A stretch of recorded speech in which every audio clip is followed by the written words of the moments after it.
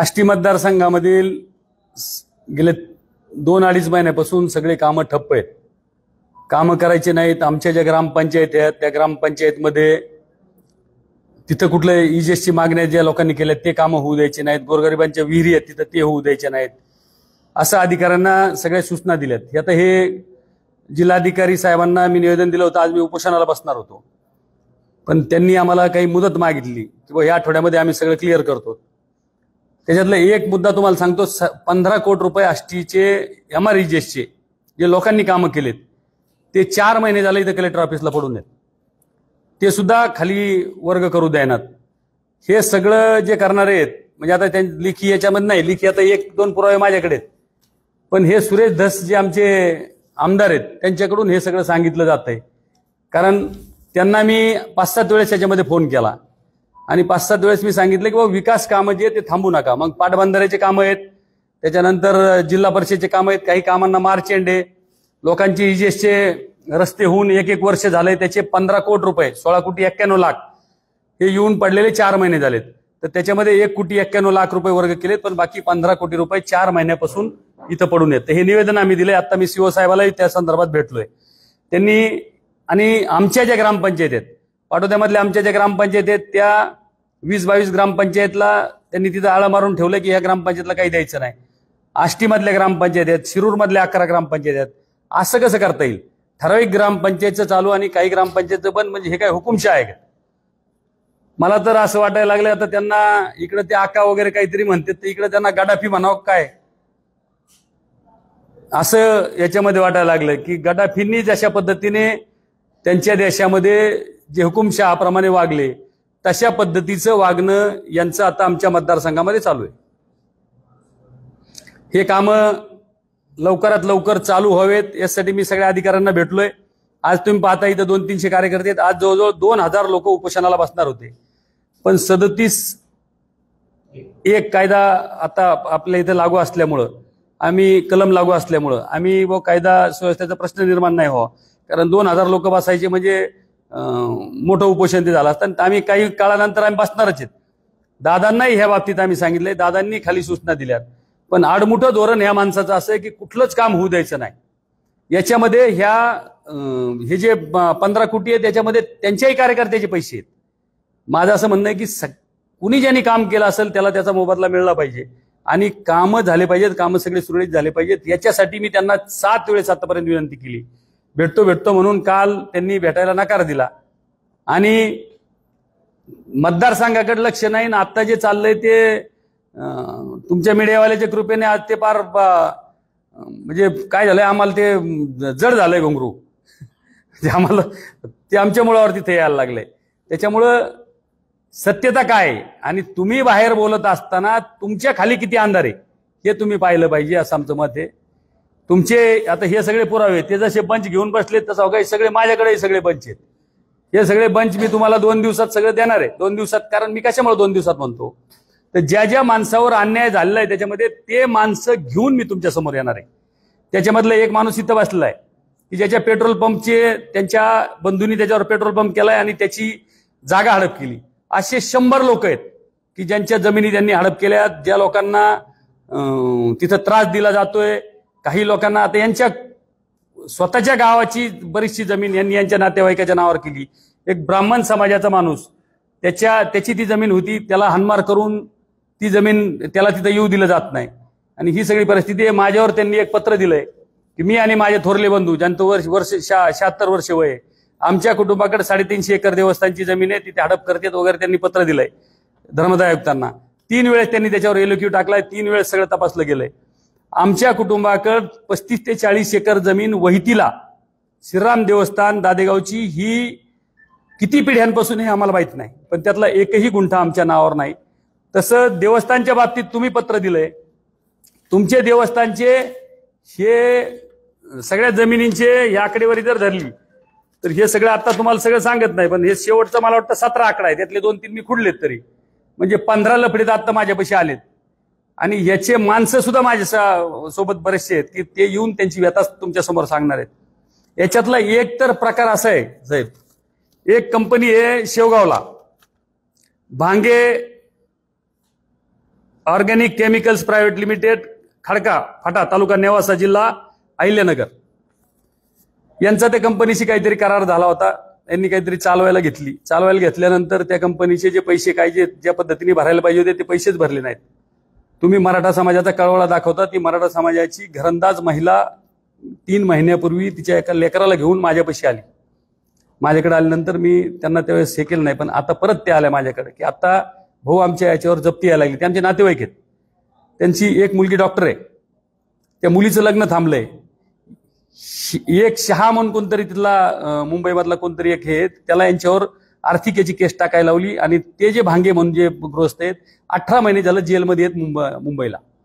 ह्या भांगेताई जे आहेत ह्या 8 ते 9 का 10 महिने जेलमध्ये होत्या. बरोबर आहे ना भाऊसाहेब? 10 महिने त्या जेलमध्ये होत्या. त्यांची जामीन झाली. त्यांनी मला जे सांगितलं की बा त्यांची जामीन सुद्धा होऊ देणार, म्हणजे जामीन होऊ देणार म्हणजे हे वकील मॅनेज करणं वगैरे ह्या सगळ्या गोष्टी त्या समोर येऊन ते सांगतात. त्यांच्या तिथं दगडफेक केली.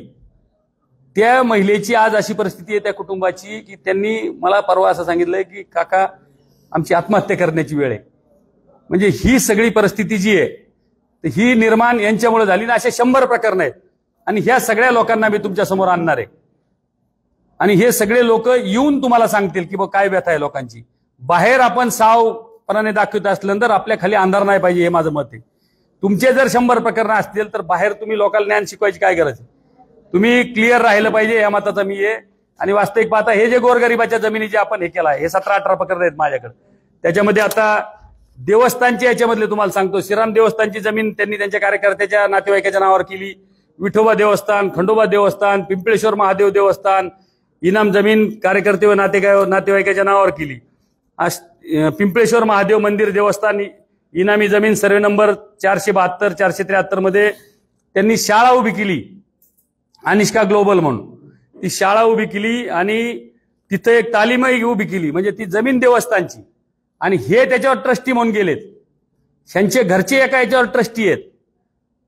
तिकडं याच्या ट्रस्टमध्ये सुद्धा हे बेकायदेशीररित्या गेलेत. कुठं? आपल्या मायंबा ट्रस्टवर तिथेही गेलेत. आणि आता जे दादेगावचे ट्रस्ट आहे याच्यामध्ये सुद्धा धर्मदायुक्त तक्रार करून ह्यांच्या कार्यकर्त्यामार्फत यांनाही त्याच्यामध्ये जाण्याचा यांचा प्रयत्न आहे. म्हणजे देवस्थानच्या जमिनी मोठ्या प्रमाणात लाटायच्या, गोरगरिबांच्या जमिनी कुठं हे करायचं, त्याची दिशाभूल करायची. ह्या सर्व नंबर तुझा नाही, हे सगळे धंदे आष्टीमध्ये चाललेत. आष्टीमध्ये अक्षरशः तुम्हाला सांगतो लोक वैतागून गेलेत त्या सगळ्या गोष्टीला. बाहेर जे दाखवलं जातंय त्या पद्धतीचं नाही. आज विकास कामं सगळे थांबलेत आणि हे सगळं जे काष्टीमध्ये चाललंय हे सगळं करते ते सुरेश धस करते. विचारा. जसं सुरेश धसांनी आरोप केला होता की दुसऱ्या तालुक्यात माफिया चालू आहे, तसं आष्टीमध्ये लँड माफिया चालू आहे. आष्टीमध्ये लँड माफियाचे हे सगळे प्रकरण त्यांचेच आहेत ना. हे लँड माफिया आष्टीमध्ये कोण आहे? त्यांच्यावर सुप्रीम कोर्टाने गुन्हा दाखल करायला सांगितलाय. त्यांच्यावर गुन्हा दाखल आहे. तर गुन्ह्याचा नंबर सुद्धा माझ्याकडे.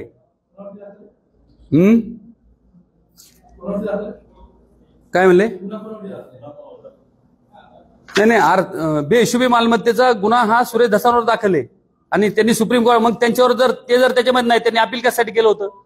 सुप्रीम कोर्टामध्ये अपील केलं, ते अपील फेटाळले, आता गुन्हा दाखल आहे. त्याच्यामधली कुठली अटक नाही, कुठली चौकशी नाही, काही चालू नाही, काहीच त्याच्यामध्ये केलं गेलेलं नाही. हे सगळं प्रकरण दाबलं गेलंय.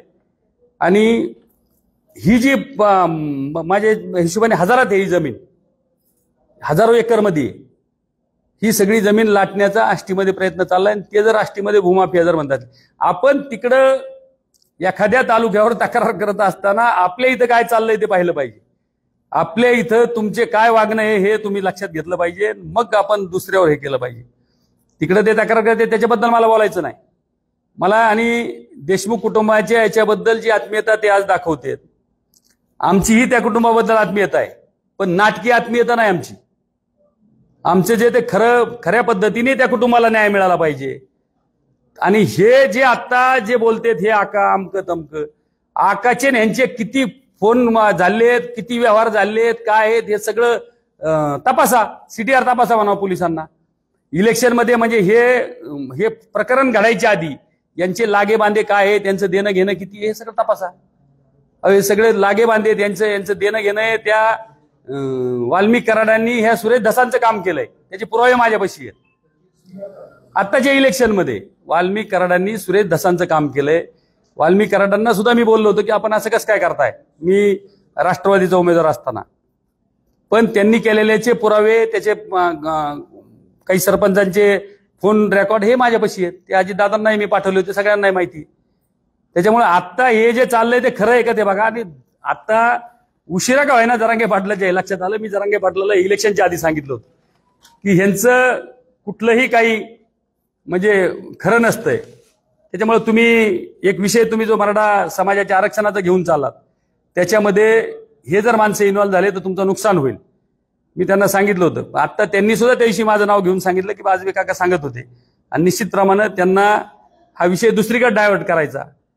तुम्ही लक्षात घ्या. आता तिथं ते तिथं जाऊन तिथं जरांगे पाटला पैशी जाऊन तिथं स्पर्धा करायला लागलेत की मी नेता का ते नेते. त्यांची सर यांना कधी येणार आहे. ते त्यांना समाजाबद्दलही काही कळवायला नाही, देशमुख कुटुंबाबद्दल जे दाखवलं जातंय तेही. मग तशा पद्धतीने असेल तर तुमचे आणि कराडांचे संबंध कधीपासून आहेत हे एकदा सांगा ना लोकांना. लोकांना समोर येऊन सांगा ना तुमचं त्यांचे काय काय म्हणजे व्यवहार कशामध्ये तुम्ही एक आहेत, कशामध्ये काय ते लोकांना सांगितलं पाहिजे. या संदर्भात वरिष्ठांना तुम्ही सांगणार आहात. पालकमंत्री आपल्या गटाचेच आहेत, पालकमंत्री जे अजित पवारच आहेत, तक्रार करणार आहात कोणत्या संदर्भात. नाही, याच्या संदर्भात मी अजितदादांकडेही दिलंय. आम्ही आज उपोषणाला जे बसायचं होतं पण अधिकाऱ्यांनी आम्हाला काही वेळ मागितल्यामुळे मी थांबलोय. 8-10 दिवसात हे सगळं जर मार्गी नाही लागलं तर आम्ही 2,000 ते 2,500 लोक घेऊन इथं उपोषणाला बसणार आहेत. कारण हे कामं म्हणजे तालुक्याच्या विकासाचे सगळे कामं आहेत. आता मला सांगा, हे बंधारे वास्तविक पाहता फेब्रुवारीच्या सुरुवातीला चालू व्हायला पाहिजे होते. आता मार्च किंवा एप्रिलमध्ये जर बंधारे जर चालू झाले, अजूनही चालू करून दिले नाहीत. एक बंधारा जर झाला तर 200 शेतकऱ्याला त्याचा फायदा होतोय आसपासच्या. अशा पद्धतीचे कोट्यवधी रुपयाचे बंधारे मंजूर आहेत. R&Dचे कामं मंजूर होऊन, वर्क ऑर्डर होऊन, काही गावाला रस्ते नाही त्या ठिकाणी आपण टाकलेत. 50 किलोमीटरचे R&Dचे कामं आहेत. त्याची किंमत जवळजवळ 50 ते 55 कोटी आहे. ते सुद्धा कामं चालू होऊ दिले जायनात. आता ते तुम्ही म्हणता की बाबा पुरावा काय अधिकारी आम्हाला सांगतात ना की ह्यांनी बंद ठेवायला सांगितलंय. इजेसचे कामं बंद ठेवायला सांगितलेत.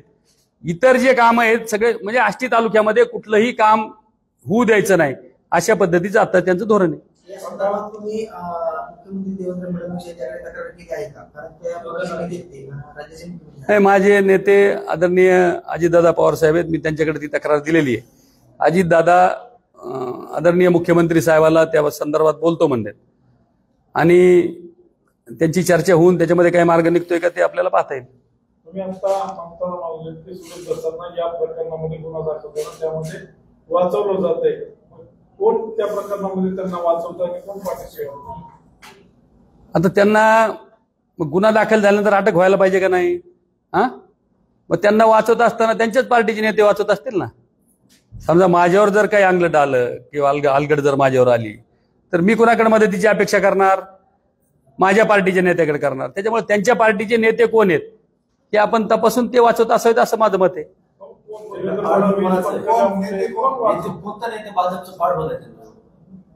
आता थेट टोकापासूनच पाठबळ असणार आहे ना त्यांना. इतक्या पद्धतीने आता ज्या पद्धतीने ते चालले तेवढं कामं थांबवायचे. आम्ही महायुतीमध्ये, ते म्हणते महायुती आमच्या मतदारसंघामध्ये नाही. का नाही? तर आमची इथं मैत्रीपूर्ण लढत झाली. ठीक आहे, मैत्रीपूर्ण लढत झाली पण ती जागा राष्ट्रवादीची होती. तुम्ही बळजबरीने तिथं बीजेपीचं तिकीट आणलं, बरोबर आहे.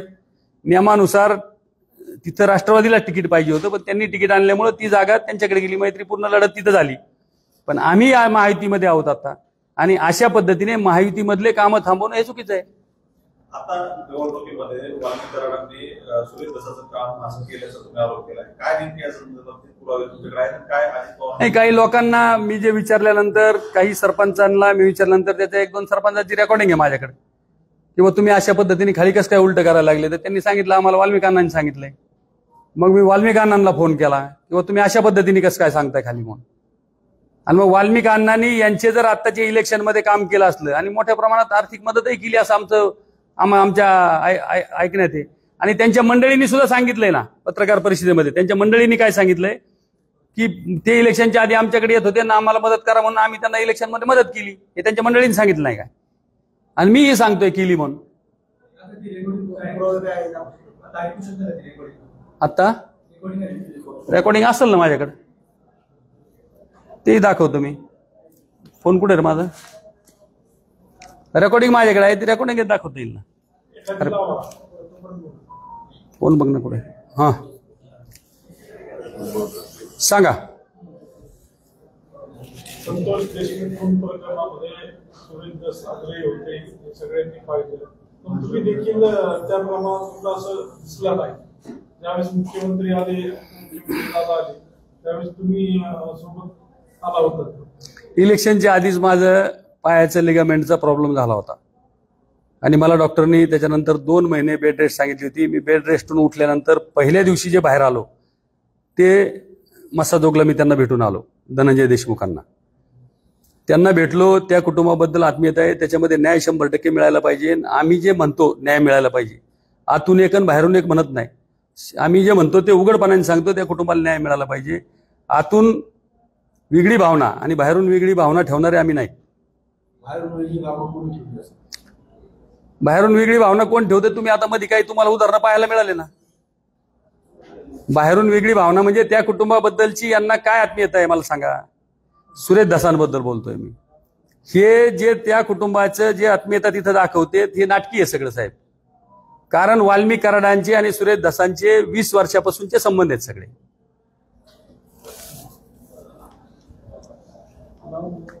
ह्याच्यातच आहे का? लाव ना, लाव ना. ते याचे मी दादाला पाठवलेली ना, लाव.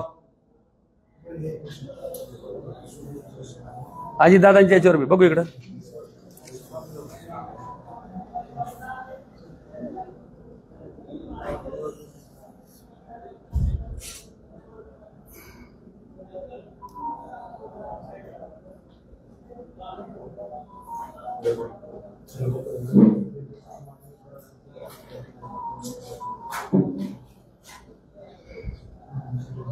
आहे का तुझ्या याच्यात आहे? हा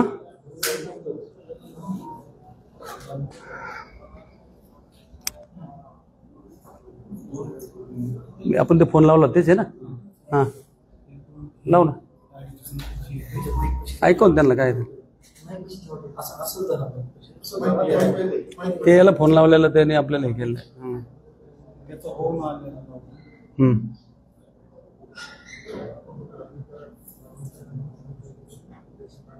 मला माहिती ना, माझ्या मतदारसंघामध्ये त्यांनी प्रत्येक गावात तिथून निरोप दिले होते.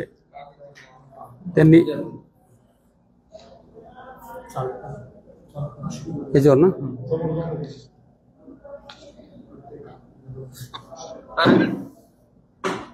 विठ्ठल सानपला सगळं माहिती बघा, त्यांना एक फोन आलेला आहे. म्हणजे तुम्हाला आला त्यांना आला? मला एक आला, इथं रवीला बी आला होता. हे सांगत नाही की यायला आलं त्याला, यांना बी बऱ्याच जणांना. मला रात्री 11:30-12 वाजता फोन आला. मी झोपलेलो होतो त्यावेळेस. एकदा मिस कॉल पडला, त्यानंतर वाल्मिकांना. त्यानंतर लगेच मला सांगितलं म्हणून हे केल्यानंतर मी नवनाथला फोन लावला. म्हणलं तुला आलता फोन? नाही म्हणला. मला विश्वासला विचारलं, सतीशला विचारलं.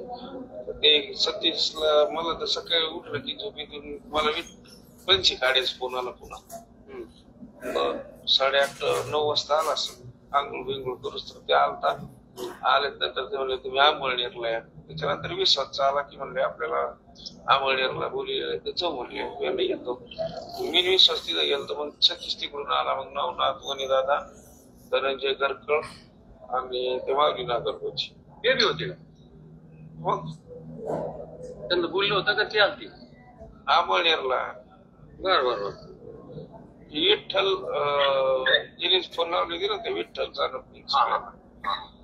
आणि मग तिकडे तुमच्या आज तिकडचे पण होते, पार्वतीचे बरोबर वंशी होत. म्हणजे लई असं म्हणजे पण एकाची पण काय विषय असं म्हणजे एकाची सकट मानसिकता नाही, कुठं काही नाही. ते आपण आम्हाला म्हणले सगळेच असं ठरवलं की उद्या जायचं, नेमकी लावायला पाहिजे. तिसरंच लावलं साहेब.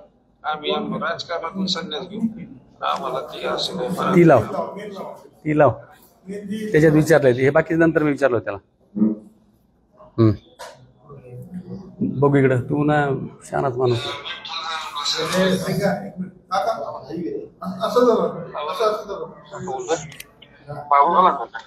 दुपारी काहीतरी फोन करीत होते.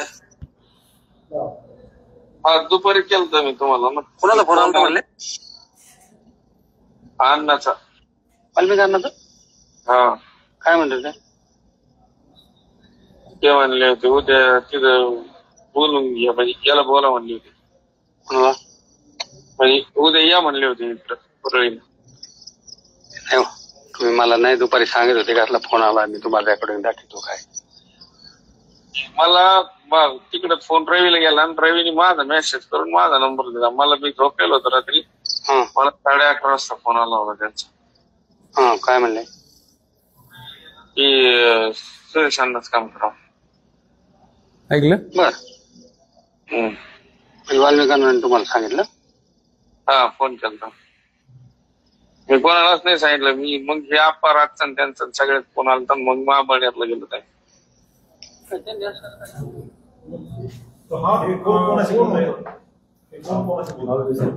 हे सरपंच आहेत एका गावचे. त्या सरपंचाचा मला एक दुपारी फोन आला. मी रात्री परत त्याला फोन केला तर त्यांनी मला असं सांगितलं की वाल्मिक अण्णाचा आम्हाला सगळ्याला फोन आलेत की यांचं सुरेश अण्णाचं काम करा म्हणून. आणि ते त्याला आता ते आकान काय बाकान काहीतरी म्हणतात. आता यांचे सगळे संबंध आहेत आजचे नाही, 10-20 वर्षापासूनचे वाल्मिक अण्णाचे आणि सुरेश अण्णाचे संबंध आहेत. हे मी तुम्हाला उघड इथं सांगतो. यावर तुम्हाला असं म्हणायचं का हे दोघं एकच आहे? आता कोणत्या ह्याच्यात लिहून द्यावं लागेल काय? आता मी जे सांगितलं तुम्हाला ऐकवलंय मी. आता विधानसभेमध्ये त्यांनी त्यांचं काम केलंय, आम्हाला अशी माहिती मिळाली. आता ते हे नाही सांगता यायचं, पण आर्थिक सुद्धा त्यांनी त्यांना मदत केली. हे त्यांच्या मंडळीने सुद्धा मध्ये सांगितलं होतं त्यांच्या याच्यामध्ये. आणि ठीक आहे, विधानसभेमध्ये लगेच विधानसभा झाली की महिन्यातच काय झालं यांचं? हे काय नाही, हे फक्त मी हाणल्यासारखं करतो आणि तू रडल्यासारखं कर हा प्रकार चालू आहे. हा सगळ्यांना येड्यात काढायचा प्रकार चालू आहे. याच्याकडे सगळ्या समाजातल्या लोकांनी लक्ष दिलं पाहिजे. आम्ही एक शेतकरी कुटुंबातले माणसं आहेत. समोर आलो तर खरं बोलू, खोटं बोलायची ज्या दिवशी पाळीन त्या दिवशी समोर सुद्धा येणार नाही. ही सगळा जो घटनाक्रम आहे हा तुम्ही तुमच्या पक्षसृष्टीकडे आणि तुमच्या जिल्ह्याच्या नेत्याकडे मांडला नव्हता का? त्यांच्या सगळ्यांच्या याच्यावर मी तो विषय घातला कानावर, त्या विषयी घातला होता. आताही ह्या सगळ्या बाबतीत याच्या बाबतीत मी बोललोय. पण आता मी सांगितलं ना, तुम्ही मीडियावाल्यांच्या कृपेने आता ते जरा पतंगवारच्या वाऱ्यात गेलाय. इतके दिवस तुम्ही समोर का नाही? मी सांगितलं ना तुम्हाला, 2 महिने. मी 26 जानेवारीला बाहेर निघलोय, आजारी होतो मी. इलेक्शन इलेक्शनच्या आधीच मला ते झालं होतं. लिगामेंटचे माझे दोन्ही लिगामेंट फाटले होते इलेक्शनच्या आधी. तसंच मी इलेक्शन केलं आणि इलेक्शन झाल्यावर पुण्याला मी 4-5 दिवस आराम केला, बरं वाटना म्हणून पुण्याला दाखवलं. तर पुण्याला दाखवल्यानंतर मला डॉक्टरांनी सांगितलं की ते तुम्हाला बेड रेस्ट घ्यावा लागेल. मला चालता येत होतं, वॉकरवर चालत होतो मी. मला त्या मोर्चाला यायचं होतं, कोणत्या पण वॉकरवर मोर्चाला कसं यायचं. मग माझ्या पुतण्याला माझ्या मुलाला मी पाठवलं होतं. आणि त्या सगळ्या याच्यामध्ये त्या कुटुंबाच्या बाजूने आम्ही आहोत हे मी स्पष्टपणाने सांगतो.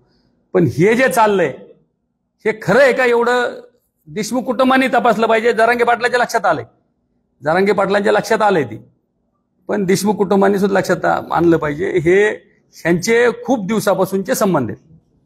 दुसरीकडे आपण जर बघितलं तर भाजपच्याच नेत्या पंकजा मुंडे आणि त्यांच्या कार्यकर्त्यांनी माझं काम केलं नाही असा आरोप देखील सुरेश दसांनी निवडणुकीच्या नंतर जी सभा झाली त्यामध्ये केला होता.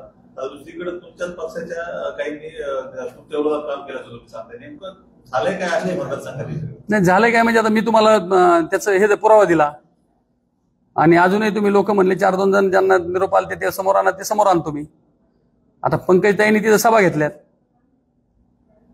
माझी तिथं सभा कोणी घेतली नाही.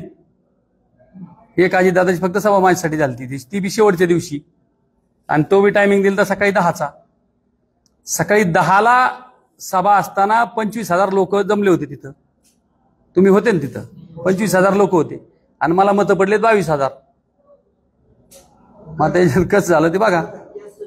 10ला कुणी सभेला येतं का, 7ला कुणी निघतं का आत्मीयता नसेल तर. शेवटचं गाव तरडगव्हाण आणि तिकडचं शेवटचं गाव मिलिटरी कॅम्पस पाशी आहे साकत. 150 किलोमीटर उभा आणि 150 किलोमीटर आडवा मतदारसंघ आहे. 7ला कोण निघतं घरून? 7 वाजता गाड्या निघाल्या, 25,000 लोक. दादांनी सुद्धा त्या दिवशी कबूल केलं की मी सुद्धा 10 वाजता सभा घेऊ शकत नाही, पण मी घेतली. आता ते मला पुढचं लय बोलायचं नाही कारण माझा हात दगडाखाली आहे सध्या, त्याच्यामुळे. या सगळ्या प्रकरणामध्ये ज्या तक्रारी आहेत सुरेश दसांसंदर्भात, तर या तुम्ही मुख्यमंत्र्याकडे मांडणार आहात का? तुमच्या नेत्याकडे तर तुम्ही मांडणार आहे, पण मुख्यमंत्री म्हणून तुम्ही त्यांच्याकडे जाणार आहात? मुख्यमंत्र्यांनाही मी भेटल ना, भेटणार आहे त्यांनाही भेटून हे देणार आहे सगळं. आष्टी तालुक्यामध्ये किंवा मतदारसंघामध्ये कशा पद्धतीने लोकांना त्रास आहे गोरगरिबाला, कारण गोरगरिबाच्या जमिनी हडप करणं हे चुकीचं आहे असं माझं मत आहे. त्याच्यात असे कितीतरी 100 प्रकरण आहेत, तुम्हाला जर मी ते दाखवले कितीतरी प्रकरण आहेत. आणि काही लोक आष्टी मतदारसंघामध्ये सुद्धा याच्या आधी खुनाचे काही प्रकार झालेत, काही माणसं मेलेत, त्याच्या चौकशा का होत नाहीत? हे झालेलं याचं हे कुठतरी दाबलं जातंय. विंड पॉवर मध्ये एक याचा आपल्या आदिवासी समाजाचा एक माग मर्डर झाला होता. मीच गेलो होतो आठवले साहेबांना घेऊन तिथं. मी गाडी चालवली, आठवले साहेबांना तिथं नेलं होतं. मला मुंडे साहेबांनी सांगितलं होतं तू घेऊन जा म्हणून. मी आठवले साहेबाला घेऊन जाऊन तिथं हे केलं होतं. पण त्याच्यानंतर परिस्थिती अशी झाली की ते प्रकरण हे झालं नाही. तुमच्या मंत्र्यांवरती देखील आरोप केले जातात, तुमच्या मंत्र्यांवरती आरोप केले जातात देशमुख. नाही मंत्र्यांवर त्यांनी आरोप केले, ते जर उद्या आरोप कोणी कुणावर करते ते जर सिद्ध झाले तरच आहे. एक ते कालचं कात्रण आलंय का त्याचं, नगर जिल्ह्यामध्ये कोर्टाने हे महसूल मंत्री असतानाचे जे प्रकरण आहे एक, त्यांच्यावर ताशेरे ओढलेत नावानिशी सुरेश दस साहेबांवर. नगर जिल्ह्यामध्ये देवस्थानच्या जमिनीचं एक प्रकरण आहे, तर त्याचं कात्रण सुद्धा आहे माझ्याकडं. तर ते कात्रण मी तुम्हाला देतो. आत्ताच जस्ट झालं, आता निकाल झालाय. त्याच्यामध्ये तत्कालीन महसूल राज्यमंत्री सुरेश दस यांच्यावर ताशेरे ओढलेत. तुमच्या याच्यातले महसूल मंत्री असतानाचे किती प्रकरण घेत तेही तपासलं पाहिजे, तेही सरकारने पाहावं. आणि इकडं हे दोषी असतील, मी असं म्हणत नाही. समजा इकडे जर समजा धनुभाऊच्या जर ते दोषी निघले तर त्यांनी राजीनामा दिला पाहिजे, दोषी असतील तर. पण कुणी समजा उठलं ना आरोप केला आणि लगेच हे करायचं ते बरोबर नाही. ह्यांच्या याच्यात कोर्टाने ताशेरे हाणलेत, तर कोर्टाने ताशेरे मारले म्हणल्यावर ते दोषी आहेतच ना त्याच्यात, बरोबर ना. त्यांच्या कार्यकाळातल्या कामावर किंवा मंत्री असताना त्यावेळी झालेले निर्णय असतील त्याची काही चौकशीची मागणी नाही. एक निर्णयाचं आता मी जे कालच्या पेपरला एक 4-2 दिवसापूर्वीच्या पेपरला आलंय, नगरकडचे पेपर आहे, तर त्या पेपर अहिल्यानगरच्या तिथला पेपर आहे, त्या पेपरचं कात्रण मी तुम्हाला देतो. त्याच्यामध्ये स्पष्ट उल्लेख आहे की ह्यांच्या काळात हे चुकीचं झालेलं आहे म्हणून. असे कितीतरी प्रकरण आहेत. चौकशी तक्रार देणार ना मी. आता हे काही नसताना जर आमच्या कुटुंबावर जर गुन्हे दाखल करा माझ्यावर कुटुंबावर जर म्हणत असले तर मग आता जिथं उजेडन तिथं उजेडन. एक शेवटचा प्रश्न, वाल्मिक कराड आणि सुरेश दसांचे संबंध आहेत आपण या ठिकाणी सांगितले आहे. मात्र आता संतोष देशमुख प्रकरणामध्ये वाल्मिक कराड यांच्या विरोधात सुरेश दस हे पेटून उठलेले आहेत. ते खरं आहे का हे तपासलं पाहिजे. मी म्हणलं यामध्ये सुरेश दस शासन प्रशासनासह इतरांचीही दिशाभूल करतायत का असं वाटतंय? 100% 100% म्हणतो. देशमुख कुटुंबाला काय समजेल? कारण माझ्या 5 वर्षाच्या काळामध्ये त्यांचे काय संबंध आहे ते माझ्या लक्षात आला सांगत नसेल साहेब.